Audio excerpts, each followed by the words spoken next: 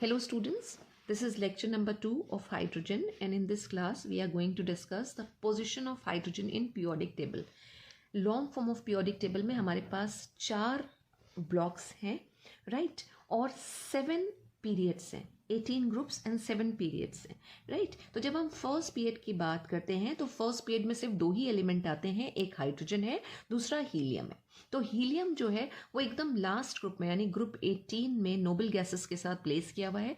Helium भी एक noble gas है, वो नोबल गैसेस की प्रॉपर्टीज जो भी हैं उनके साथ रिजेम्बलेंस शो करता है, इसलिए उसे नोबल गैसेस में प्लेस किया गया है. हाइड्रोजन को फर्स्ट ग्रुप में रखा गया है. अब फर्स्ट ग्रुप में क्यों रखा गया है? दिस इज जस्ट बिकॉज कि हाइड्रोजन का एटॉमिक नंबर 1 है, और जब हम इसका इलेक्ट्रॉनिक कॉन्फिगरेशन लिखते हैं तो इलेक्ट्रॉनिक कॉन्फिगरेशन आता है 1s1. अब अपने इसी इलेक्ट्रॉनिक कॉन्फ़िगरेशन की वजह से जो हाइड्रोजन है वो एक डुअल नेचर शो करता है, और इस डुअल नेचर की वजह से हम हाइड्रोजन को कोई भी एक कंफर्म्ड प्लेस नहीं दे पाते हैं पीरियोडिक टेबल में.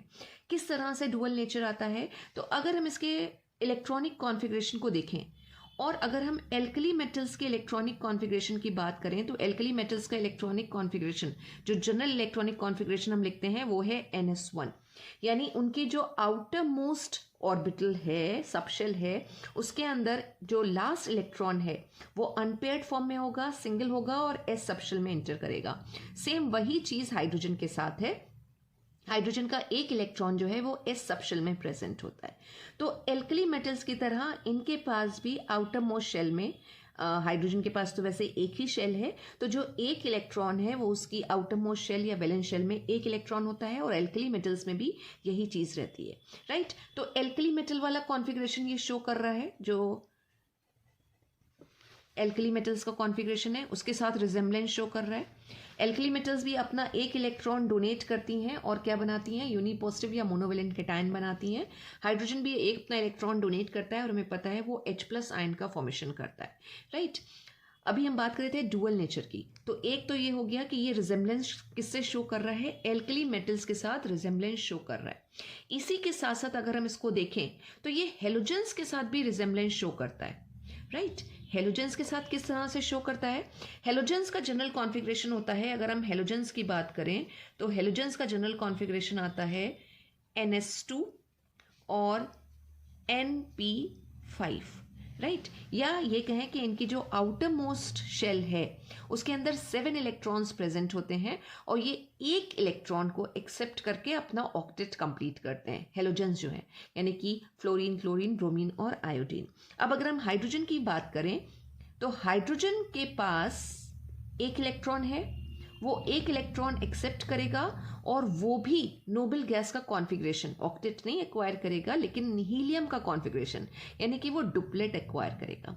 तो जो हाइड्रोजन है उसका डुअल बिहेवियर आ रहा है, वो एल्कली मेटल्स के साथ भी रिजेम्बलेंस शो करता है. काफ़ी सारी प्रॉपर्टीज हम देखेंगे जहाँ वो वही रिएक्शंस देगा जो एल्कली मेटल्स देते हैं, और कई सारी रिएक्शंस ऐसी आती हैं जहाँ वो हेलोजेंस के साथ सिमिलैरिटी शो करता है. लेकिन इसी के साथ साथ हमारे पास कुछ एग्जाम्पल्स ऐसे हैं, कुछ रिएक्शंस ऐसी हैं जो हाइड्रोजन की ना तो एल्कली मेटल्स के साथ मैच करती हैं और ना ही हेलोजेंस के साथ मैच करती हैं, right? Just because of this hydrogen जो है उसकी पोजीशन पीरियोडिक टेबल में फिक्स नहीं है. हम हाइड्रोजन को एल्कली मेटल्स के साथ भी रख सकते हैं ग्रुप 1 में, और हम हाइड्रोजन को हेलोजेंस के साथ भी रख सकते हैं ग्रुप 7A में या ग्रुप 17 में. जो long form of periodic table होगी उसमें जो ग्रुप 17 होता है वो हेलोजेंस का ग्रुप होता है, हम वहाँ पे भी इसको प्लेस करते हैं, ठीक है? तो हो सकता हो आपने कुछ पीरियोडिक टेबल्स ऐसी देखी हो जिसमें हाइड्रोजन को 2 जगह पे प्लेस किया गया है, यानी कि फर्स्ट ग्रुप में भी प्लेस किया गया है, ग्रुप 1A में भी उसको प्लेस किया गया है, और ग्रुप 7A में भी उसको प्लेस किया गया है हेलोजेंस के साथ. क्यों प्लेस कर रहे हैं हम इसको 2 जगह पे? क्योंकि हाइड्रोजन का डुअल बिहेवियर है. डुअल बिहेवियर की मीनिंग क्या है? डुअल बिहेवियर की मीनिंग है कि हाइड्रोजन एल्कली मेटल्स और हेलोजेंस दोनों के साथ सिमिलैरिटी शो करता है, लेकिन कई जगह पे इसकी डिससिमिलैरिटीज भी आती हैं. जैसे अगर हम एल्कली मेटल्स के साथ इसकी सिमिलैरिटीज की अगर बात करें तो so let's see the similarities of hydrogen with alkali metals. The first similarity is that like alkali metals, it has only one electron in its valence shell. जिस तरह से एल्कली मेटल्स की वैलेंस शेल में एक electron होता है, hydrogen की भी वैलेंस शेल में एक ही इलेक्ट्रॉन प्रेजेंट होता है. अब जब एक इलेक्ट्रॉन है तो हाइड्रोजन की टेंडेंसी, जैसे एल्कली मेटल्स हैं उनकी टेंडेंसी अपने एक इलेक्ट्रॉन को लूज करने की होती है, वैसे ही हाइड्रोजन की टेंडेंसी जो है वो भी क्या है, इलेक्ट्रॉन को लूज करने की, बिल्कुल एल्कली मेटल्स की तरह। जिसकी वजह से हाइड्रोजन और एल्कली मेटल्स दोनों का क्या कैरेक्टर आता है, इलेक्ट्रोपॉजिटिव कैरेक्टर। सोडियम अपना एक इलेक्ट्रॉन लूज करेगा तो Na+ बनाएगा, हाइड्रोजन अपना एक इलेक्ट्रॉन लूज करेगा तो H+ आयन का फॉर्मेशन करेगा। आउटर मोस्ट शेल या वैलेंस शेल में एक इलेक्ट्रॉन होने की वजह से एल्कली मेटल्स का जो वैलेंसी आती है वो 1 आती है, हाइड्रोजन की जो वैलेंसी आएगी वो भी 1 आएगी, क्योंकि इसके वैलेंस शेल में सिर्फ एक ही इलेक्ट्रॉन प्रेजेंट है, राइट। लास्ट सिमिलैरिटी, वैसे सिमिलैरिटीज और भी काफ़ी सारी हैं, लेकिन एक और हम इम्पॉर्टेंट अगर सिमिलैरिटी की, तो एल्कली मेटल्स की आउटर मोस्ट शेल में एक इलेक्ट्रॉन होता है, जिसकी वजह से वो बहुत अच्छे रिड्यूसिंग एजेंट होते हैं, क्योंकि वे अपना इलेक्ट्रॉन इजीली लूज कर देंगे, ऑक्सीडाइज हो जाएंगे। सेम वे हाइड्रोजन की भी वैलेंस शेल में एक इलेक्ट्रॉन है, तो वो भी बहुत अच्छा रिड्यूसिंग एजेंट होता है। तो दीज आर द सिमिलैरिटीज जहाँ हाइड्रोजन जो है वो एल्कली मेटल्स के साथ रिजेम्बलेंस या सिमिलैरिटीज को शो कर रहा है। अब अगर हम एल्कली मेटल्स के साथ डिफरेंसेस या फिर डिससिमिलैरिटीज की बात करें, तो जो सबसे पहली डिससिमिलैरिटी आती है वो है कि हम एल्कली मेटल्स को मेटल्स बोल रहे हैं। Alkali metals are metals, right, उसके साथ लगा ही हुआ है मेटल्स, सारे के सारे मेंबर्स जो होते हैं वो मेटल्स होते हैं। बट हाइड्रोजन क्या है, hydrogen is a typical non metal है, हाइड्रोजन इज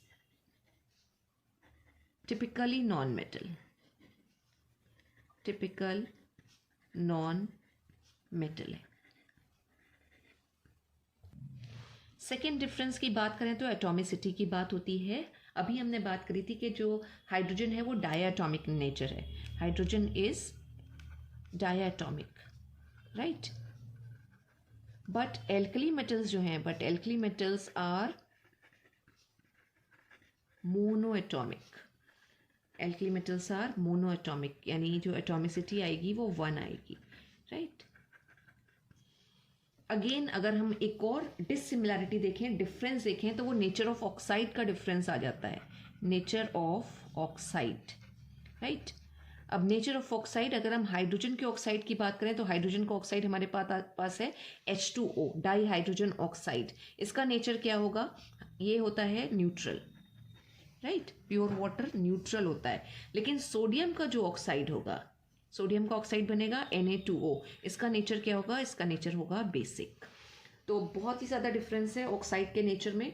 हाइड्रोजन जो ऑक्साइड बनाएगा वो न्यूट्रल होंगे, लेकिन जो एल्कली मेटल्स जो ऑक्साइड्स बनाएंगे वो बेसिक होंगे। अब एक और जो बहुत ही इंपॉर्टेंट डिफरेंस है वो है आयोनाइजेशन एनर्जी का, आयोनाइजेशन और आयोनाइजेशन पोटेंशियल और आयोनाइजेशन एनर्जी, जिसको हम IP भी कहते हैं।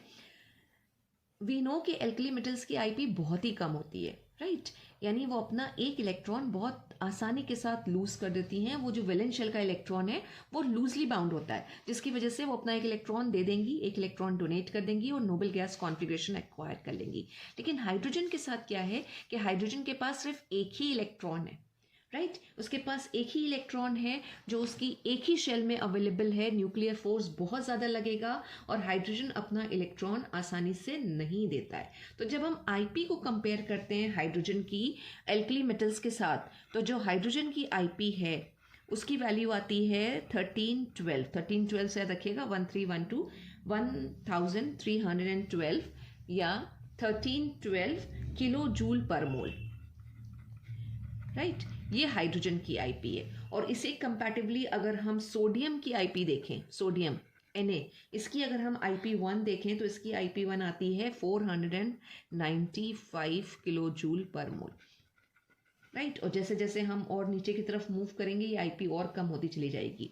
और यही चीज़ यानी हाइड्रोजन की जो IP की हम बात कर रहे हैं, इसको अगर हम हेलोजेंस के साथ कंपेयर करें, राइट, तो हाइड्रोजन की जो IP है वो हेलोजेंस के साथ मैच करती है। हेलोजेंस जिनके आउटर मोस्ट शेल में 7 इलेक्ट्रॉन्स होंगे वो अपना इलेक्ट्रॉन आसानी से लूज नहीं करते, रादर वो इलेक्ट्रॉन को एक्सेप्ट करते हैं।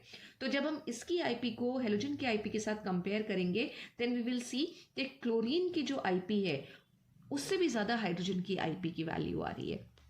तो ये इतनी सारी प्रॉपर्टीज़ हैं जहाँ पे क्या कर रहा है, हाइड्रोजन एल्कली मेटल्स के साथ डिफरेंसेस या डिससिमिलैरिटीज़ को शो कर रहा है। अब जिस तरह से हमने सिमिलैरिटीज़ और डिससिमिलैरिटीज़ एल्कली मेटल्स के साथ डिस्कस करी हैं, हम हेलोजन के साथ भी डिस्कस करते हैं कि ऐसी कौन कौन सी प्रॉपर्टीज़ हैं, ऐसी कौन कौन सी रिएक्शंस हैं जहाँ पे हाइड्रोजन हेलोजन्स के साथ सिमिलैरिटी शो कर रहा है एज वेल एज डिफरेंसेस भी शो कर रहा है। Let's see similarities first. The first similarity with halogen is that hydrogen and halogens both have non-metallic character. Halogens भी non-metals हैं और hydrogen भी non-metal होता है। Halogens भी diatomic होते हैं, यानी उनकी atomicity 2 आती है, F2Cl2 Br2 and I2। इस तरह से वो कंपाउंड बनाएंगे अपने, या इस तरह से वो एलिमेंटल फॉर्म में एग्जिस्ट करेंगे। और हाइड्रोजन भी है, वो हाइड्रोजन भी डायटॉमिक फॉर्म में एग्जिस्ट करता है। तो हेलोजन्स और हाइड्रोजन दोनों का डायटॉमिक नेचर है। अब अगर हम आईपी की बात करें, आयोनाइजेशन पोटेंशियल की, तो जो हाइड्रोजन की आईपी है वो हेलोजन्स की आईपी के आसपास होती है। ठीक है, अभी हमने बात करी थी कि जो हाइड्रोजन है उसकी आईपी है 1312 किलो जूल पर मोल, 1312 किलो जूल पर मोल, और जो क्लोरीन आती है उसकी आईपी है 1255। तो यू कैन सी कि क्लोरीन से भी ज़्यादा जो फर्स्ट आईपी आ रही है वो हाइड्रोजन की आ रही है, किलो जूल पर मोल। अगर हम यूनिट लिख रहे हैं तो ये यूनिट आ रही है। तो आईपी इज़ वेरी हाई, बिल्कुल हेलोजेंस की तरह इसकी आईपी काफ़ी हाई होती है। इसी तरह अगर हम इलेक्ट्रॉनिक कॉन्फ़िगरेशन की बात करें तो हाइड्रोजन, इसका इलेक्ट्रॉनिक कॉन्फ़िगरेशन लिखेंगे तो एक इलेक्ट्रॉन आएगा। ये एक इलेक्ट्रॉन और एक्सेप्ट कर ले तो ये किसका कॉन्फ़िगरेशन एक्वायर करेगा, हीलियम का, 2 इलेक्ट्रॉन्स हो जाएंगे।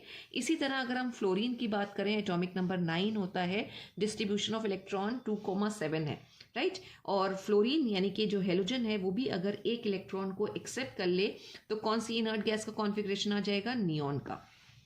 तो लाइक हेलोजेंस, हाइड्रोजन भी क्या कर रहा है, एक इलेक्ट्रॉन को एक्सेप्ट करके, हम इसको इस तरह से भी लिख सकते हैं कि अगर ये एक इलेक्ट्रॉन को एक्सेप्ट करे बिल्कुल हेलोजेंस की तरह, तो ये नोबल गैस कॉन्फ़िगरेशन एक्वायर कर लेता है। तो these are some similarities of hydrogen with halogens. Let's see the dissimilarities, जहाँ पे हेलोजेंस और हाइड्रोजन एक दूसरे से डिफर कर रहे हैं। सिमिलैरिटीज के बाद हम बात करते हैं डिससिमिलैरिटीज की। डिससिमिलैरिटीज विद किसके साथ, हेलोजेंस के साथ, यानी ग्रुप 17 के मेंबर्स के साथ ऐसी कौन कौन सी प्रॉपर्टीज़ हैं जहां हाइड्रोजन डिफरेंसेस शो कर रहा है। जैसे पहली वैल्यू की बात करें हम तो इलेक्ट्रोनेगेटिविटी या फिर इलेक्ट्रोनेगेटिव नेचर, जिसको हम बोल देते हैं कि टेंडेंसी टू अट्रैक्ट इलेक्ट्रॉन।